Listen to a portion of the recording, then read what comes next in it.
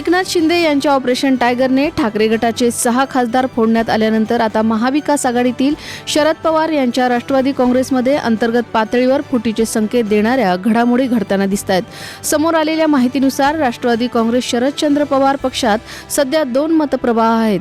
पक्षातील एका गटाकडून सध्याची पक्षाची परिस्थिती पाहता काँग्रेसमध्ये विलीन व्हावं अशी भूमिका घेतली जाते, तर पक्षातील दुसऱ्या गटाची एनडीए सोबत जाण्याची भूमिका आहे। सध्या राष्ट्रवादी काँग्रेसच्या अंतर्गत वर्तुळात या 2 गटांमध्ये सुप्त संघर्ष सुरू असल्याचं सांगण्यात येते। त्यामुळे आता भविष्यात पक्षाकडून नेमकी काय भूमिका घेतली जाते हे पाहणं गरजेचं आहे। शिवसेना उद्धव बाळासाहेब ठाकरे पक्षाचे पक्षप्रमुख उद्धव ठाकरे यांनी बंडखोरांच्या मतदारसंघातील दौरे संपल्यानंतर एकनाथ शिंदे यांच्यावर टीका करत लायकी नसली तरी आपलं कार्ट मंत्री झालं पाहिजे ही शहासेनेच्या प्रमुखाची इच्छा आहे असा टोला लगावला। केंद्रीय मंत्रिमंडळ विस्तारात श्रीकांत शिंदे यांना संधी मिळण्याच्या प्रश्नावर त्यांनी हे वक्तव्य केलं। आता त्याला प्रत्युत्तर देताना नरेश म्हस्के यांनी उद्धव ठाकरेंवर जोरदार पलटवार केलाय। श्रीकांत शिंदे हे 3 वेळा लाखोंच्या मतांनी निवडून आलेले खासदार आहेत, मात्र तुमच्या शेंबड्या पोराला आमदार करण्यासाठी सुनील शिंदे, सचिन अहिर आणि किशोरी पेडणेकर यांच्यासारख्या कार्यकर्त्यांचा तुम्ही बळी दिला असा आरोप करत त्यांनी ठाकरेंवर बोचरी टीका केली आहे। राज्य सरकारनं जाहीर केलेल्या शेतकरी कर्जमाफीबाबत एक मोठी बातमी समोर आली आहे। शेतकरी कर्जमाफीसाठी सरकारकडून तारखांचा खेळ खेळला जातोय। मुख्यमंत्री देवेंद्र फडणवीस यांनी अर्थसंकल्पावेळी पुण्यश्लोक अहिल्यादेवी होळकर शेतकरी कर्जमाफी योजनेची घोषणा केली होती। शेतकऱ्यांना 30 जून पर्यंत कर्जमाफी दिली जाईल अशी घोषणा केली होती, मात्र आता सरकारची हे डेडलाईन हुकली आहे। आता कृषी मंत्री दत्तात्रय भरणे यांनी कर्जमाफीसाठी नवीन तारीख जाहीर केली आहे। विधानसभेत त्यांनी याबाबत माहिती दिली। कृषी समृद्धी योजनेसाठी निधी दिला जात नसल्याचा मुद्दा भाजप नेते आमदार सुधीर मुनगंटीवार यांनी उपस्थित केला होता। त्याला उत्तर देताना भरणे यांनी नव्या तारखेची घोषणा केली आहे। राज्यपालांच्या सहीचं कारण देत प्रत्यक्ष अंमलबजावणीला वेळ लागणार असल्याची ग्वाही कृषी मंत्री दत्तात्रय भरणे यांनी विधानसभेत दिली। दरम्यान आता शेतकरी कर्जमाफी योजनेचा प्रत्यक्ष लाभ शेतकऱ्यांना 5 जुलैपासून मिळेल असंही महत्त्वाचं विधान त्यांनी यावेळी केलंय। महाराष्ट्रातील 1 एप्रिल 2019 पूर्वी नोंदणी झालेल्या सर्व वाहनांवर उच्च सुरक्षा नोंदणी क्रमांक प्लेट म्हणजेच HSRP बसवण्याची अंतिम मुदत आज संपत आहे। त्यामुळे वाहनधारकांकडे आता केवळ 1च दिवस शिल्लक आहे। 1 जुलैपासून HSRP नसलेल्या वाहनांवर मोटार वाहन कायद्यानुसार पोलीस आणि परिवहन विभागाकडून दंडात्मक कारवाई केली जाणार आहे। तसंच अशा वाहनांची RTO मधील हस्तांतरण, पत्ता बदल, वाहनांवरील कर्जबोजा नोंदविणे किंवा हटवणे, पुनर्नोंदणी, वाहनातील बदल आणि परवाना नूतनीकरण यासारखी कामेही रोखली जाणार आहेत। मात्र वाहनाच्या फिटनेस प्रमाणपत्राच्या नूतनीकरणासाठी ही अट लागू नसणार असल्याचं परिवहन विभागानं सांगितलंय। केतन अग्रवाल हत्या प्रकरणात तपासाची दिशा आता सियाचा भाऊ साहिल गोयलकडे वळण्याची शक्यता व्यक्त होतीये।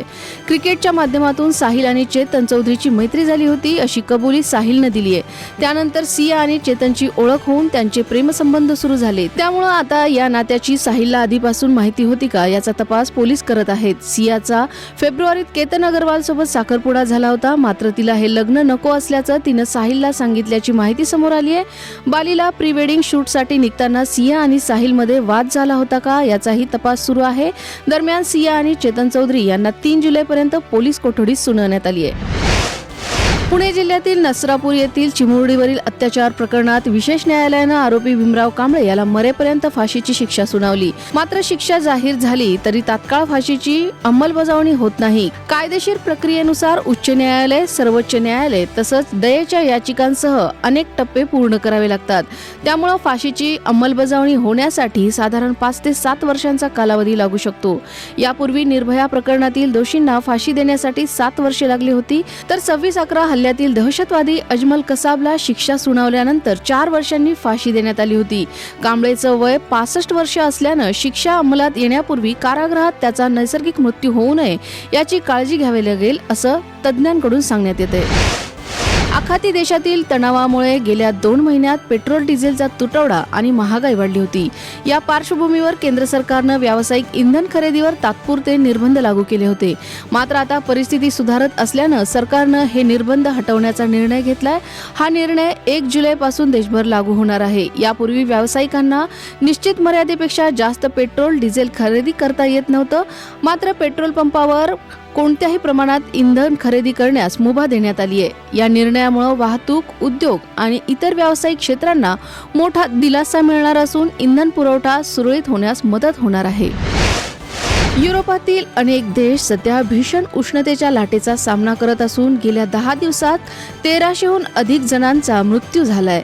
फ्रान्समध्ये सर्वाधिक सुमारे 1000 मृत्यूची नोंद करण्यात आली आहे. जर्मनी, ब्रिटनसह अनेक देशांमध्ये तापमान 30 ते 35 अंश सेल्सिअस पर्यंत पोहोचले असून दशकातील अनेक विक्रम मोडले गेले आहेत. उष्णतेमुळे महामार्गावरील रस्ते वितळू लागल्यानं काही मार्ग वाहतुकीसाठी बंद करण्यात आलेत, तर जंगलातील वणव्यांनीही भीषण रूप धारण केले. जागतिक हवामान संघटनेनुसार युरोप हा सर्वाधिक वेगानं तापमान वाढ अनुभवणारा खंड ठरत आहे. एल निनोचा प्रभाव आणि हवामान बदलामुळे ही परिस्थिती अधिक गंभीर बनल्याचं तज्ज्ञांचं मत आहे. जेतेपदाचा प्रबळ दावेदार मानल्या जाणाऱ्या जर्मनीला मोठा धक्का बसला असून पॅराग्वेने त्यांचा पेनल्टी शूटआउटमध्ये 4-3 असा पराभव करत स्पर्धेबाहेरचा रस्ता दाखवलाय. निर्धारित वेळेत सामना 1-1 असा बरोबरीत राहिल्यानंतर निकालासाठी पेनल्टी शूटआउटचा आधार घ्यावा लागला. त्यात पॅराग्वेने सरस कामगिरी करत विजयी आगेकूच केली. दुसरीकडे 5 वेळा विश्वविजेता ठरलेल्या ब्राझीलने जपानचा 2-1 असा पराभव करून पुढील फेरी गाठली. मात्र जपानने संपूर्ण सामन्यात ब्राझीलला कडवी झुंज दिली आणि त्यांच्या भक्कम बचाव फळीमुळे ब्राझीलला विजयासाठी मोठी मेहनत घ्यावी लागली. स्पर्धेतून बाहेर पडूनही जपाननं आपल्या दमदार खेळानं फुटबॉल प्रेमींची मनं जिंकली. ज्येष्ठ अभिनेते मुकेश खन्ना यांनी राम मंदिरातील कथित देणगी घोटाळ्याच्या पार्श्वभूमीवर सोशल मीडियावर संतप्त प्रतिक्रिया व्यक्त केली आहे. त्यांनी मंदिरामध्ये भक्तांनी दिलेली रोख देणगी देवापर्यंत पोहोचत नसून मध्येच गायब होत असल्याचा आरोप केला. सगळीकडे लूटमार सुरू आहे. चोर, डाकू आणि बेईमान यांच्याही पलीकडचे लोक हे करत आहेत.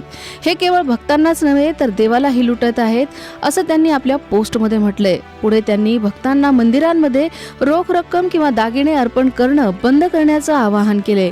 भक्तांनी देणगी देणं थांबवलं तर घोटाळ्यांनाही आळा बसेल आणि यातच देवाला आनंद होईल, असंही मुकेश खन्ना यांनी आपल्या पोस्टमधून म्हटलंय.